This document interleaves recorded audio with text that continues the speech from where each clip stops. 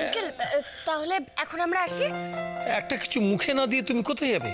কাল সারা রাত তোমার জ্বর ছিল, তোমার কিচ্ছু খাওয়া হয়নি।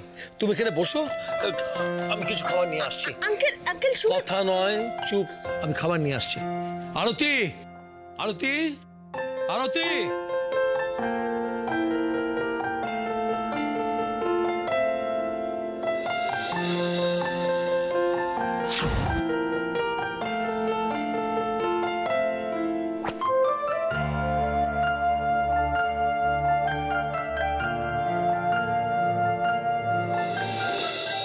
আয় আয় আরতি।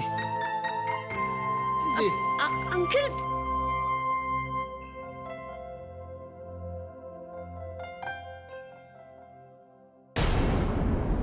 এই কি ব্যাপারটা কি তোর? হ্যাঁ, কি ব্যাপারটা কি? খাবার ঘর থেকে সব খাবারগুলো নিয়ে চলে এলি যে, আর আমার জন্য যে অমলেটটা বানাতে বলেছিলাম সেটা কোথায়? আমি তোমার জন্য এক্ষুনি বানিয়ে দিচ্ছি বৌদি। দাদা বলেছিল মেয়েটাকে নিয়ে এক্ষুনি বেরোবে, আর তাই তো আমি ওকে। কেউ মুখের সামনে থেকে বেরিয়ে যা, এক্ষুনি আমার মুখের সামনে থেকে বেরিয়ে যা। সবসময় খালি দাদা দাদা দাদা।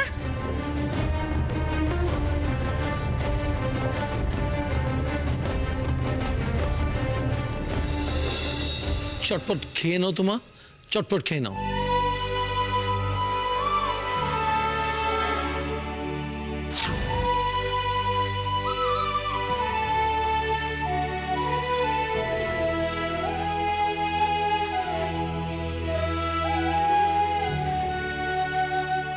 শোনো রশ্মি, আমরা বরং একটা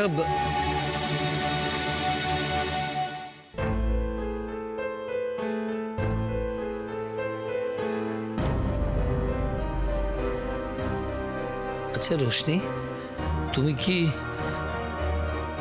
আমাকে দেখে ওভাবে খাচ্ছ?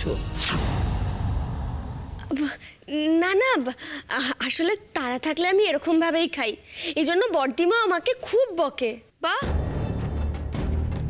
পাতানো বাপ বেটিতে তো দেখছি খুব মিল।